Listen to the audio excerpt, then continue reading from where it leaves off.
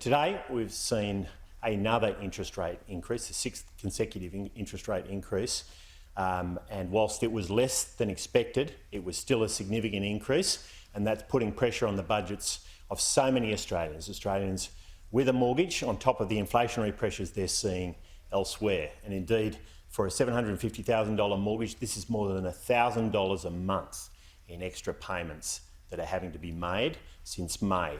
So they are enormous pressures on Australians who are having to scramble, to work hard, to find a way to make those payments. Now, many of those haven't passed through yet, and we'll be seeing the payments really increasing by Christmas and into the new year at exactly the time when we're going to see people buying their Christmas presents and Christmas meals and going on holidays. That's when the pain is really going to be hitting. So this is a tough time for Australians. But it also has enormous implications for government and policy.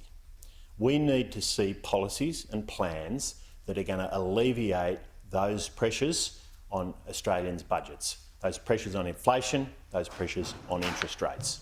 With an upcoming budget, we want to see a responsible budget, a budget that's not adding fuel to the fire of the pressures that Australians are feeling, that is not creating price-wage spirals that make product unaffordable for Australians.